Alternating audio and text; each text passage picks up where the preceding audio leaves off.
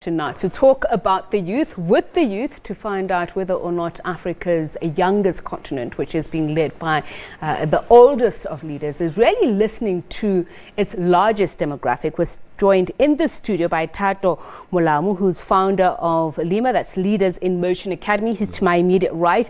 Next to him is Louis Okon, who's from the African Leadership Academy. He's an alumni there. And next to him is Obakeng Lesiani, who's a fellow at A Political Academy. And of course, we have in our Cape Town studios, we have Sisanda Mbolegwa, who is the SRC president. There she is, incoming SRC president at Wits University. Welcome to you all. Thank you so much for joining us. And it's such a pity you're so far away, Sisanda, because I think we need to have greater representativity in the studio. We did try our best. So perhaps let's start with you. What do you see as the most pressing challenges for the youth on the continent today? I think our most pressing issue is representation. Not only in political spaces, but in spaces where we as the youth get to have a voice, where we as the youth get to decide that these are the solutions that we think are best suitable to issues that affect us as the youth. Because they say the best expression of activism is based on your lived experience, right? And we are currently living in our current situations as young people, so we are the ones that are best fit to craft policies that will suit us and the kind of redress that we see fit.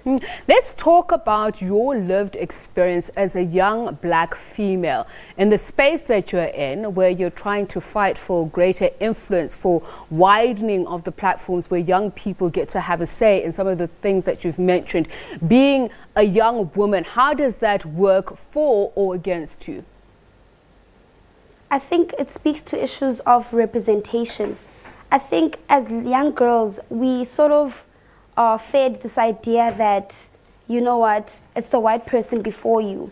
Then once you are black, it's the black man before you. So it's very hard for women to find themselves in these spaces. It's very hard for young black women to find themselves and find expression in these spaces. It's sort of a place where you need to fight for your spot. You continuously are fighting for approval. You're constantly fighting for your space and to demand the space that you are capable of obtaining. So I think it's quite hard, but we looked up to our struggle heroes such as Umama Winnie, Mama Albertina Sisulu. You know, we look up to them for strength, for resilience, and they're the ones that keep us going, that make us look at ourselves and say, you know what, it's possible.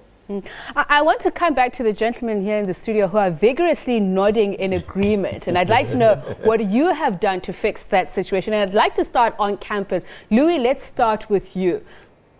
Well, speaking about female representation. Representation in general and creating spaces, because it's very true what she's saying. If it's not the white person before you, it's the black man before you. How do we remedy that situation? Well, I think that the first and most important thing is for people to understand that both genders are equal intellectually, because when you understand this, then you're able to make progress. Because, for example, I've had issues, especially back home in Nigeria, where someone's like, oh no, you know, you shouldn't bring so and so on board because, you know, she's a girl. And then, you know, you actually hear these things, and you hear these things from educated people, even grown-ups. And I think that that's usually the first thing, like the first place that you say, no, that's not so, that's not okay. Is that from the younger generation or the older generation? Because we are also talking about that gap. Both generations alike. Because I don't think that many people are actually enlightened enough to know that, look, she's a woman, I'm a man. Both of us, we have human brains, you know. There's nothing that makes me better than her, you know. Because if you say, oh, it's only the old people that are saying this, you've also forget that these are the people's parents. These are people's parents. And this is what they grew up hearing. And, you know, even sometimes, even in cultural spaces, some people promote these ideas.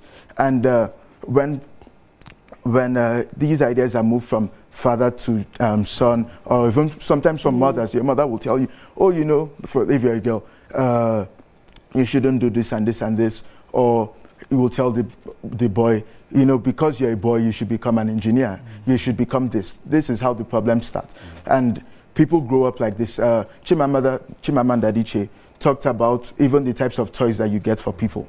you say, oh, you should get the girl a doll and get the boy a robot. And I don't think that's okay. And which is why I have a 4-year-old sister, my only sibling. I don't buy her dolls. Like, I get her good toys, If I had a boy, I would have also bought him those toys. I think that's how you start to break down these things. Okay. Yeah. So I wanted to talk about the curriculum later on and how do we change that. Again, we'll come to you in just a moment. But Thato, you've been actively involved in community service to deal with some of these things.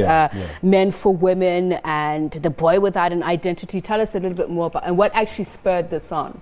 Well, I mean, it's going back to what Louis was speaking about, and I guess also for an African child, identity is such an important thing. We've been unfortunate whereby a lot of our families, fathers were either missing or mothers were no longer not available. Then you're growing up under your grandmother's house, and that by nature started to then change the mindsets of how we then view life and what how we treat our own money, relationships across the board. And for me also, I've had a relationship where I had a father, but we were not seeing eye to eye. We're not seeing eye to eye, and that core by itself, I went into this industry saying that I want to become an actor, I want to do this, but I felt that there was just something just not. There was a big need inside of me, just for a sense of just identity.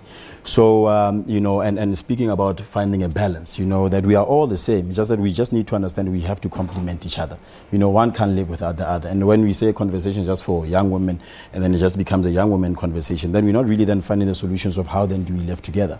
So that's how then Men for Women came about. It was launched 6 years ago. And the idea behind Men for Women was that we as men need to have conversations with women and women need to have conversations with us. So it starts to become a balanced conversation. Because now when there's an imbalance in the conversation, then the other ones start to feel left out.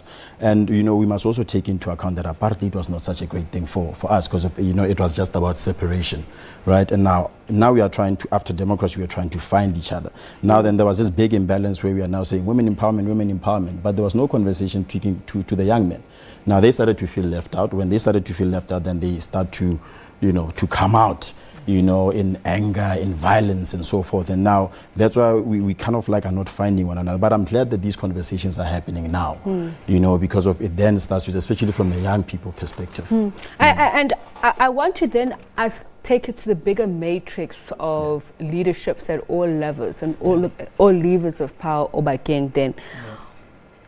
Why are leaders not listening to the youth? What do you see as the hindrance? Because from what Thato is saying is that he's having a whole conversation with somebody who seems to be completely not connected to the world that he's growing in now and the choices that he wants to make.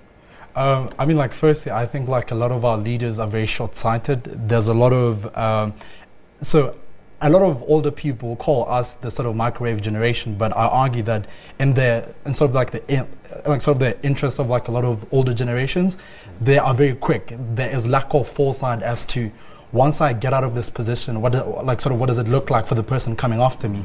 And I think that also goes deeper to show that a lot of people are not in public service to build. It's a lot of it's a get rich quick scheme type of thing. Truly. And I argue that to be able to change that thinking, we have to begin to want to build strong institutions.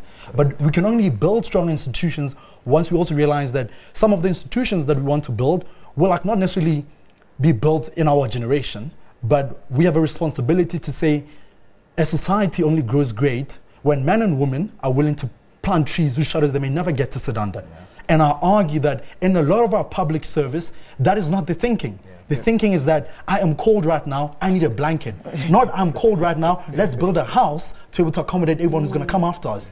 And that is a problem. However, I think in positions where young people have a say, example, elections. Elections are coming up next year. And we have the power to say to these old men and these old women to say, if you're not willing to give us a voice, therefore we will not elect you. But not only will we not elect you, if we do elect you, then we're going to hold you accountable to say, if you're not serving our voices, you don't deserve to be there. Come out. Susanna, I'm listening to this and I'm thinking about the Fees Must Fall campaign. That was a long and sometimes brutal, hard-fought campaign where young people were saying, you're not listening to us. You'd go into negotiations and people would come out saying, you are still not speaking the same language as us. How do you, and let's talk about elections. For you to even be elected as SRC president, what was the process of that? And do you get the support, the necessary support of the elder leaders, of the institutional leadership? So I think post-1994, there was this born-free generation, which was sort of seen to be born in a time where everything was nice. Everything was structured for them. They had freedom of movement, were no longer segregated. If the older generation were barred from going to the same schools, same swimming pools as white people, we were now in a generation where that was possible for us. So understand that in our fighting for freedom between the old guard and the young blood, there's already a disconnect between the two and what their agendas are, right? So I think when it came, post-1994, after the whole Rainbow Nation rhetoric, there was a time where student activism and youth activism sort of decreased or had a decline because everything was sought to be sorted out and perfect for us. But then with the rise of the Fees Must Fall generation, that's when young people sought after change. That's when young people rallied each other up in order to fight for a movement that was bigger than themselves. So I think it took a while for us to get there, but I'm glad we got there either way. And I'm glad that we were there to be able to create or design a South Africa that is going to be possible for the next generation, for the next Sisanda to be able to thrive in the system. All right, we continue. In terms of elections at Wits University, all right, those were, I think, an experience. Those were quite turbulent at times, but I think as the organization that has deployed me says, we are tried and tested leadership. So without trials and tribulations, we can't really vet your caliber of leadership. So we were coming from a position of opposition. So last year, well, in the year 2017-18, it was the EFF-led SRC that occupied the space at Wits. And now, in my term, we came in from opposition perspective, where in the previous year we had gotten 3 seats out of 15, and this year we actually got 12, right? So I think it was quite a win for us, and quite a pat on the back to see that we had regained students' trust.